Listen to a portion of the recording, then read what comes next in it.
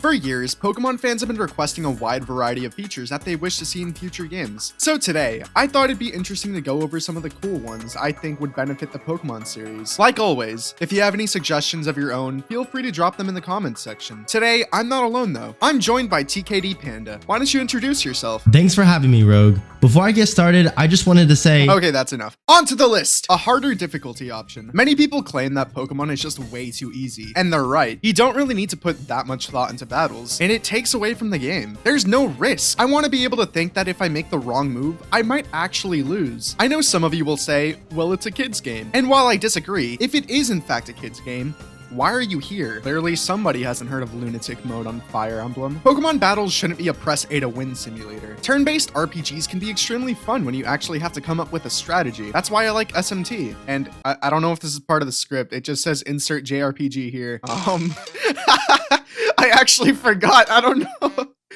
Okay, well, it's not brainless button mashing. And it's not like it would hurt the experience of people who don't want the game to be Dark Souls level hard. Just don't play on hard mode. Black and White 2 had a hard mode called Challenge Mode, but it could only be accessed after becoming champion. Why? Better graphics / FPS. Okay, so for the longest time, we've had Pokemon games on the DS and 3DS, which had some questionable graphics, but they get a pass because that hardware was up to date for its time. But in 2023, we are getting subpar graphics and FPS that drops faster than me playing competitive Pokemon. Yes, I suck at battling. Why does Game Freak constantly keep cutting corners, especially for graphics and FPS? Is it to produce games faster? Comparing the Nintendo Switch to other consoles of this generation, it is lacking the performance needed to run games smoothly without any issues. A Pokemon game with better graphics would blow the minds of every Pokemon fan. We already know that this community will buy any game that Game Freak produces, as we've seen in Scarlet and Violet. Everyone complained about Scarlet and Violet, but we all threw our money at Game Freak and smiled happily. Imagine being able to comfortably travel around the region at 60 FPS and objects that don't look like stop motion animation when they render in the background. All I'm saying is,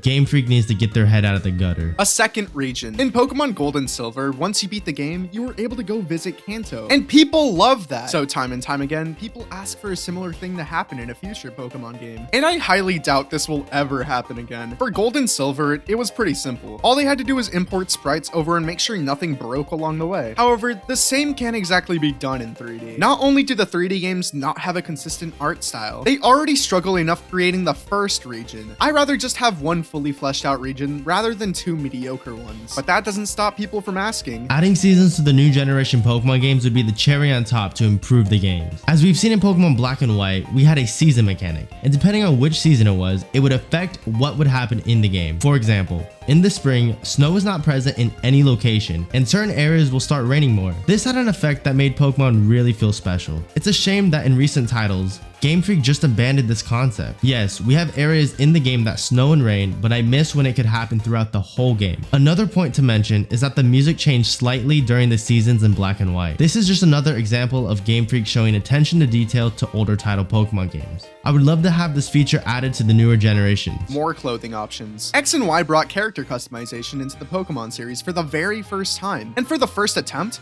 it was pretty damn good. I loved all the different hats and outfits you were able to choose from. Sun and Moon only improved upon this, giving players all sorts of different types of clothing to choose from. Sword and Shield did a pretty good job too. I've seen a lot of players with really nice looking outfits. It felt like you could truly express who you wanted to be, which is important when your protagonist is a blank slate. Legends Arceus also had some customization, and while it wasn't on the same level as the previous games, it was still okay. I understand why they weren't able to just straight up add hoodies and t-shirts, as that would kind of go against the whole time travel thing, so I guess they get a pass. But what the hell happened with Scarlet and Violet? The whole game were forced to wear this stupid school uniform, and I wouldn't have that much of a problem with it if the school actually had a bigger role in the story, but it doesn't. Do you want to know how much time I've spent in the school? Out of my whole playthrough, I've only spent 20 minutes in there, and it doesn't even make any sense. Yeah, if you're at school, sure, force the uniform on me. That's fair. But why do I have to wear it outside of school? Nobody in real life wears their school uniforms outside of school. They're uncomfortable and bland. I have no idea why Game Freak didn't let us take it off. Everyone loved character customization, so I hope in the next games we're able to just do that once more. Better animations. I think we are all aware of the high quality animations in Pokemon Sword and Shield.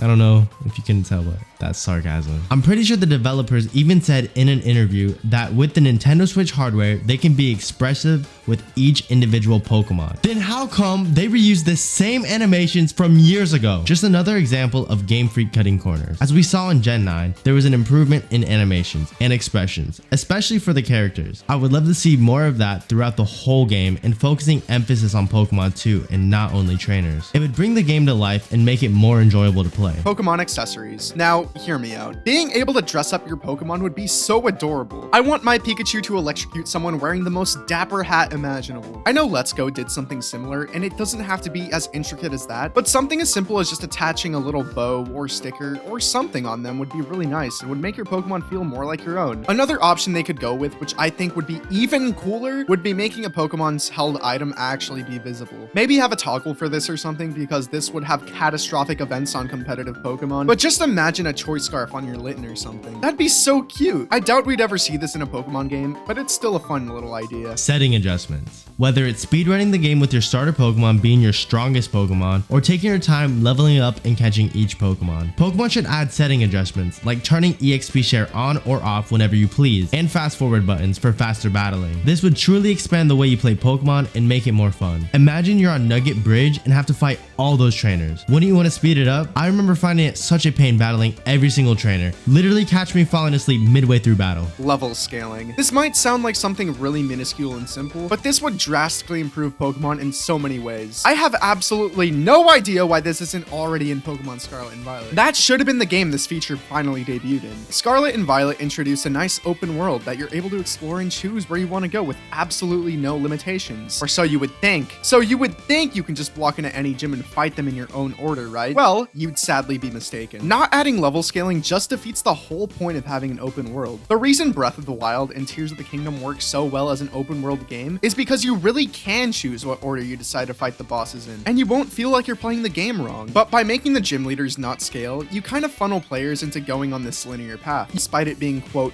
open world. This could have easily been avoided just by increasing everything's level each time you get a gym badge or something. It really doesn't seem all that complicated to add, which only makes it even more sad that it's not in the game yet. This could also help with just making the games a little more difficult. If they determine the scaling by your party's level, over leveling won't really be an issue. I just hope Game Freak learns from this mistake and makes an open world Pokemon game for realsies next time. Pokemon that follow you. Pokemon that follow you around has been in Pokemon ever since Pokemon Yellow, with Pikachu following your trainer. But in recent years, Pokemon has removed this feature for reasons I don't know. The last time we saw this feature was in BDSP back in 2021. Well, I guess in Gen 9 we have our Pokemon that we can throw out at any time. But that doesn't count since they just go right back in their Pokeballs anytime you go too fast. I wish there was a way to specifically make your Pokemon your partner so that could follow you around. It would kind of be like your partner Pokemon to take along for the trip. It brings a whole new experience to playing Pokemon. You can be proud of the Pokemon you catch while building a relationship with it. It's just the little details that new Pokemon games have missed that would just be the cherry on top for the new games. That's all we have for now, I guess. If you want to go check out 10 things Pokemon should remove from their games, go watch TKD Panda's video. He kidnapped me to make that video, so make my suffering worthwhile,